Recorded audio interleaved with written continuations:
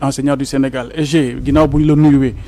ñu gis ni examen baccalauréat bi ak CFE bi également d'abord ci CFE bi nga ñëwal ma ci benn appréciation bu ndaw ak innovation yi nga xamante ni nemmeeku nañ ko notamment ci académie bu Dakar gis nañ ni li ñu waxoon def nañ ko dañ promettoon à 10 jours résultat yi dinañ génn. Est-ce que cette expérience yéen apprécier ngeen ko ba xam ndax mën na law au niveau national et au-delà de ça les examens du baccalauréat première tendance yi wadd na ban appréciation ngeen def ci tendance yi au niveau national.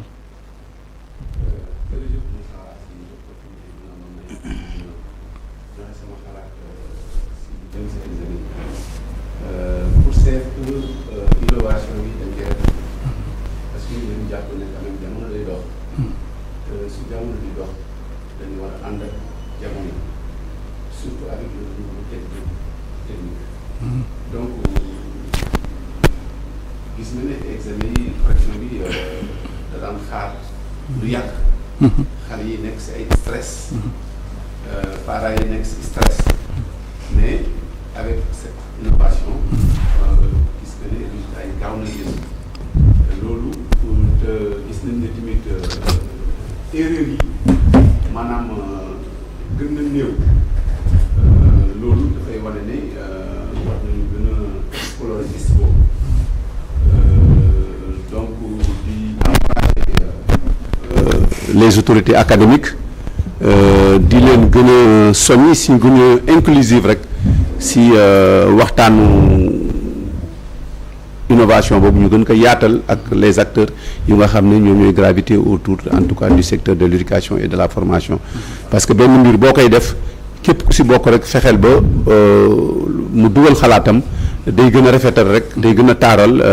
li nga xam ne moom la ñu bëgg a def bon bac yi je crois que tendance bi mooy constat bi ñu njëkk a def soo jëlee bac technique da ngay gis ne maanaam dafa wàcc soo ko comparé ak daaw bac technique 75% la woon ren 67,37% donc gis nga ne lim bi wàññeeku na bon loolu nag laaj na tamit ñu toog si jàngat ka suñu xoolee aussi les premiers résultats yi génn tendance bi aussi c'est une tendance baissière en attendant que ñuy dem deuxième tour peut-être que dina stabiliser peut-être le taux waaye daal yooyu yëpp laaj na jàngat bi mooy mais suñu xoolee at mi maanaam daanaka grève amut jàngalekat yi jàngale nañu première tendance yi si bac ñu gis ne dafa mel ne dafa xaw a wàcc tuuti kon war nañu poser question lan moo waral loolu te man foofu laa taxawagum fi mu nekk nii xaar suba ñu dem deuxième tour résultats yi génn ñu am les résultats définitifs ça nous permet de nous fixer et peut-être ñu projeter wu dans une réflexion approfondie pour le système de l'éducation. Mais SG voilà dans un établissement wala boog dans un jury boo xamante ni 12-19 la ci département bu Mbacké ci benn bu logé woon ci benn privé Fallou Galas ñu gis ni pour montrer à quel point les chiffres sont wala boog les résultats sont un peu faibles ñu gis benn jury bu amoon 10 candidats ci 10 candidats yooyu amul benn d'office et deux admissibles. Alors cette tendance baissière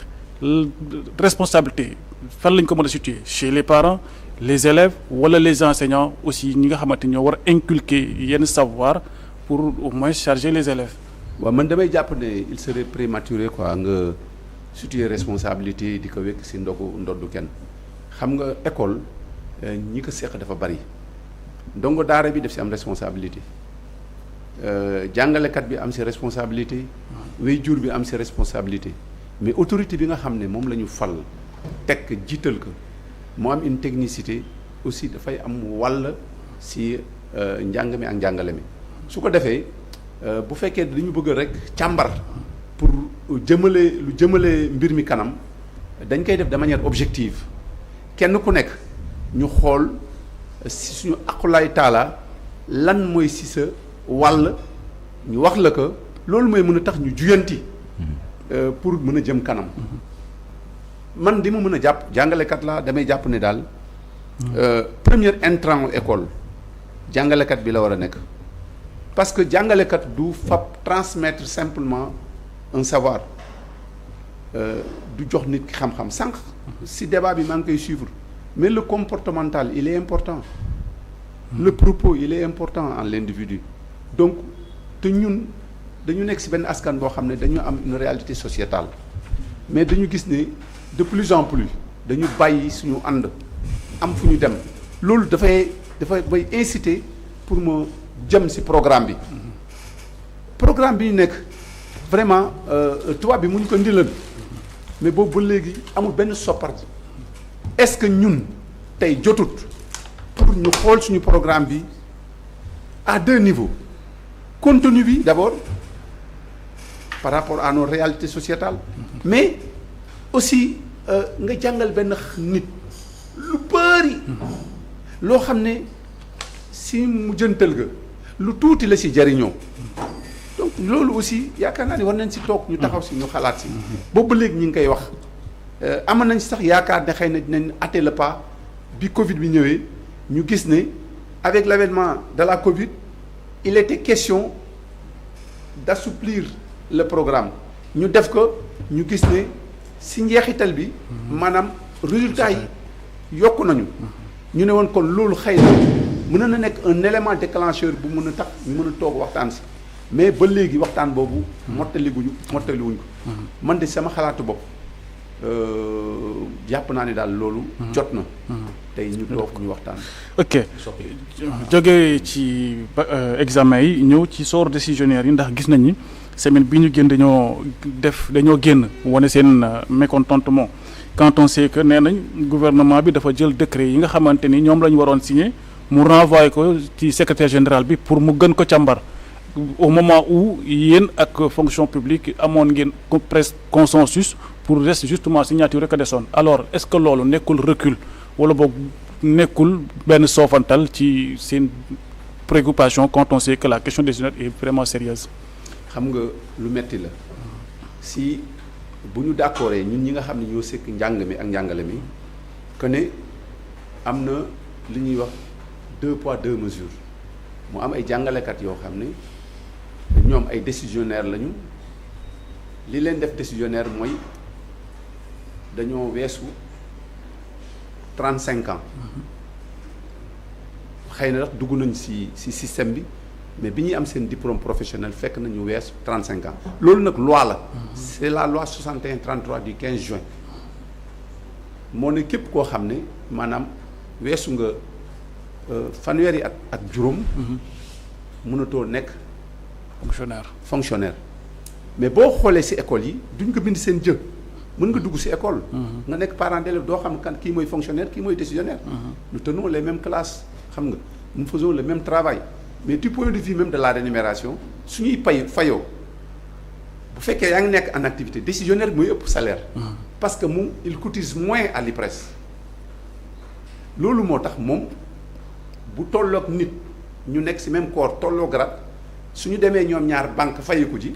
décisionnaire bi mooy ëppale mais si njeexitantal la suñu demee ba dem retraite comme kii li mu doon cotiser bëriwut la muy tebbi fële du bari loolu moo tax da ngay gis décisionnaire boo xam ne day am téeméeri su ma ko xaymaa rek téeméeri junni bi muy liggéey mais bu demee décisionnaire suñ ko fayee pension fukki junni ak ñaar lay am du mën a tax fay bonam loolu nag ñu jàpp ne injustice la ñu waxtaan si mais am na aussi beneen boo xam ne par des lenteurs administratives ñoo xam ne amal nañ seen diplôme professionnel mais les lenteurs administratives moo tax ñu reclasser leen à tort loolu aussi gouvernement bi d'accord ne pour redresser kon yeexaay bi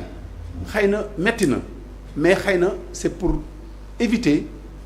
suba ñu defar décret bi mu am ay loo xam ne ay accords yoo xam ne maanaam c'est des points yoo xam ne d'accord nañ si te jëluñu ko en charge nga xam ne day am njeexital si ñoom si seen redressement boobu ñu bëgg a def xëy na loolu moo tax ñu def ko mais l'un dans l'autre vraiment dafa yeex man dama jàpp ne bu fekkee ne waxtaan nga ak nit jàpp ne lii ñu ko teg dafa diis te jaaduwut nga bëgg ko juyanti boobu léegi ëpp na ñetti at ëpp na ñeenti at kon gouvernement bi fi nekk avant muy ñëw daf fi fekk problème bi mais c'est une continuité de l'État boo ñëwee da ngay hériter passif da ngay hériter actif loolu nag ñoom ñi fi nekk vraiment dañu war a gën a góorgóorlu parce que dañ doon xaar surtout jàngalekat yi dañ doon xaar si ñoom jàngalekat yi aussi dañu taxawoon ñoom bi ñu leen di néewal doole taxaw ni ñu war a taxawee man jàpp naa ne loolu c'est un chantier boo xam ne war nañ ko régler il est vrai que ñun ñëpp ñu ngi si gën di si wax mais li am solo pour man mooy ñu taxaw si régler ko mu féete ñu ginnaaw te loolu aussi je crois que daf may pousser quoi en tant que citoyen moo wax ne am réew moom bu ñu bëggee mu jëm kanam nañu fexe ba li ñuy def mu bañ a am xàjj ak seen mu bañ a am kumba am ndey ak kumba amul ndey ñu fexe ba ñëpp yem parce que nous sommes d'égale dignité dans ce Sénégal que nous aimons tous pour man kii ŋàññi ak kii ñoo damay jàpp ne ñëpp il aime le Sénégal peut-être façon bi moom la ñu war a xoolaat c'est pourquoi moi je ne suis pas d'accord que ñuy saaga je ne suis pas d'accord que ñuy parce que nit mën nga wax sa xalaat te doo gaañ kenn mais depuis quelque temps on constate à travers des comportements et loolu tamit on ne peut pas l'imputer aujourd'hui aux opposants qui sont là à mon avis parce que boo leen xoolee depuis 2021 ba léegi sur le terrain politique dans tous les secteurs noonu lay demee nit ñi dañuy jàpp ne su ñu amee lu leen naqari rek dañu war a yàq dañu war a def alors que ça ne doit pas être la règle ça ne doit pas être la règle. Tout se règle avec la diplomatie quoi. War a gën a primer surtout. si tenté que dañu bëgg. suñu réew ñu préserver ko quoi. ok ñu wax ci li jëm ci wàllu formation jàngalekat yi ndax gis nañ ni ministre bi bu mu yéen rencontre autant de fois yéen waa G7 mu promettre loon à 3 reprises si je me trompe pas que ni dina démarrer mais jusqu'à présent démarré gul ak les difficultés yi nga xamante ni. ñii ñu war a former ñi ngi koy rencontrer comme difficulté ci dépôt seen dossier au niveau des IA alors ñu mel ni chargé de cours yi chaque jour ñu joytu ak aussi les professeurs contractuels cette situation aussi également nan ngeen ko gisee. waaw xam nga foofu aussi dafa am li ñuy wax ay chargé de cours ñun ñëpp xam nañ ne écoles yi dafa manqué ay jàngalekat mu am ñoo xam ne dañ leen recruter comme ay instituteurs mais dañuy am niveau académique bac wala ñu am master wala ñu am licence système bi am besoin par rapport à telle discipline ñoom ñu volontaire dem mais ñooñu il faut leur frayer un chemin pour que ñu mën a dem def formation mën a yokk seen situation ñu gis ne ren dafa am benn mbir mu xew ci formation bi loo xam ne il faut ñu duut ko baaraam 1678 la ñu war a former mais si 1678 yi daf si am 71 yoo xam ne biñ leen di recruter dañu amoon master mais dañ leen recruter woon niveau boobu parce que bu leen fàttaliku Serigne Mbaye Thiam bi mu fi nekkee dafa defoon benn circulaire wane ne chargé de cours yi léegi bu ñu jëlati ku amul licence wala master kon kooku soo ko jëlee mu nekk bivalent di jàngale 2 disciplines comme ni ko PCMEG yi di defee mais bu demee ba war a dem formation mais da nga war a tenir compte ci diplôme bi mu am parce que loolu mooy équité malheureusement am na ci 71 yoo xam ne dañoo am master ñu bëgg leen former niveau bac mu am ci 210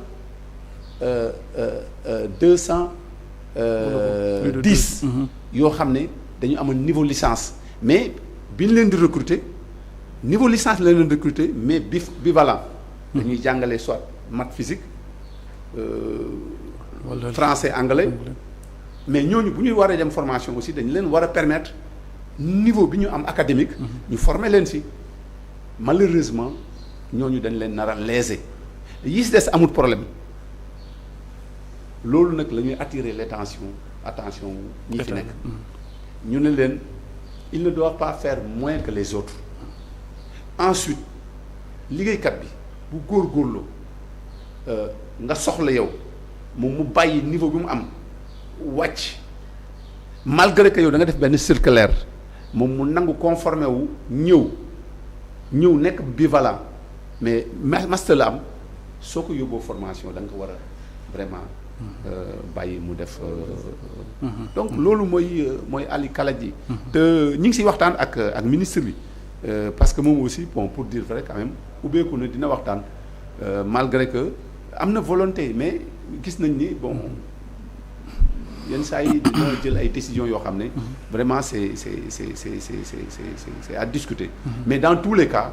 pour man jàpp naa ne tant que waxtaan mi ngi mën di am rek juyanti dina mën a am donc c'est pourquoi ñi ngi espérer et ñi ngi koy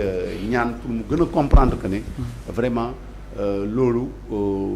maanaam question d'équité la et question de voilà loolu daal la ñu koy ñaan mu fexe ba ñooñu mu rétablir leen dans leur droit pour que ñu mën a dem bu ñu demee formation à distance la ñu def seen formation bu ñu génnee ñu am seen KS suñu génnee ñu am seen KS ñu reclasser leen en fonction de diplôme bi ñu am parce que loolu aussi moom mooy di jaadu quoi. voilà ñu waxaat ci li jëm ci pacte de stabilité sociale bi parce que yéen ay syndicat ngeen am fi ngeen affilié wu ci ay centrales le lendemain beaucoup de syndicats sectoriels mel ni waa justice njàng mu kawe bi ak waa santé xëy rek démarqué wu ci pacte bi génn ci mbedd mi tey jii nii est-ce que école bi tamit mënees nañ ko xaar mu jékki-jékki démarqué wu xaw a indi ay perturbations ci année bii ñu jëm surtout quand on sait qu'il y a beaucoup de préoccupations qui n'ont pas encore été prises en compte. mais boo seetloo syndicats yi nga xam ne ñoom la ñu tuddee le G7 nga xam ne ci élection yi nga xam ne jogante yi amoon ci secteur éducation ñoom ñoo génnoon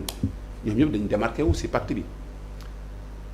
pour la simple raison que d'abord syndicat ilaam mooy taxaw ay ñoñom ñaareel bi mooy pacte bi dañ ko indi ci benn période boo xam ne mais mënuñu d'accord ñuy dàq ay liggéeykat ñun ñu nekk ay liggéeykat ñuy nangu ñuy dàq liggéeykat yi il y a la solidarité qu'on doit marquer troisième élément mais nous avons signé ay protocole d'accord avec le gouvernement protocole d'accord yooyu mën naa la wax le 2003 la commencé woon problème mu terrain yi mais ba léegi réglé wuñ ko waa Louga jotaguñu seen i terrain Ziguinchor jotaguñu seen i terrain donc ñun ñu jàpp ne mënuñu dem di signer di ay pacte alors que le passif il est là ñu ne par contre on est d'accord comme ni ko premier ministre proposé woon ci rencontre bi ñu amee woon nañu dem à des rencontres sectorielles ñuy waxtaan di dissiper les difficultés mais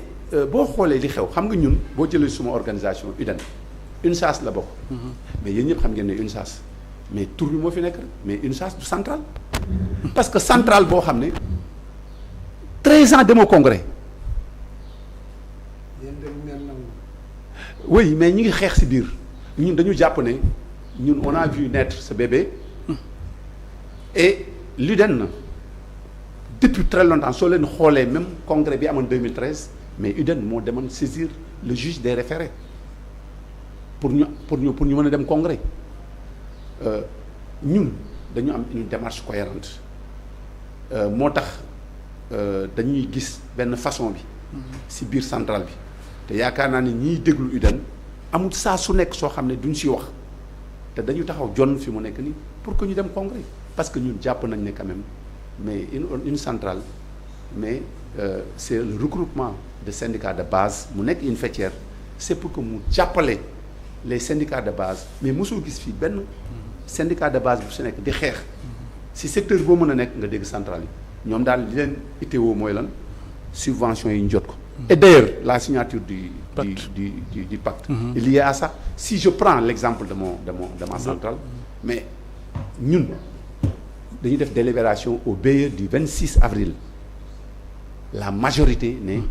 et c'est la synthèse qui a été tirée que ne du ñu signer pacte bi et nous avons été très surpris jour fête bi ñu ne ñu suñu camarade secrétaire général dem na signer di pacte bi c'est pourquoi vous avez vu le CS mu génn def communiqué UNSAS la bokk UDEN def communiqué vous avez vu le SUTALEC def communiqué SNTPT def communiqué pratiquement il y a les grands syndicats qui sont affiliés ñoom ñëpp dañu def et d'ailleurs après on s'est retrouvé on a formulé une demande de rencontre à la camarade secrétaire générale. J'étais le porte-parole. On l'a rencontré et j'ai été stupéfait de l'entendre dire que oui réunion boobu. bi ñu siy jugee bon li ñu jàpp mooy. bon dafa terminer en queue de poisson non. une réunion ñu def synthèse ñu pare ñu ku nekk jox la nga añ. ñu dem ñibbi donc c'est dire. Il y a des noms quoi. Dans nos centrales là aussi il est temps. que organisation yi taxaw. que ñu def ñu fexe ba démocratie am si. ñu fexe ba timit ñuy taxawut liggéeykat yi. mais pas dem Genève. pas dem ay kii rek. nekk si loolu. après ñu def la nga dem am ay non c'est pas ça. nekk si institution yi loolu en tout cas ñun UDEN. fi mu nekk nii si loolu lañu taxaw. ok SG en tout cas merci le fait que nga ñëw wuy si suñu invitation vraiment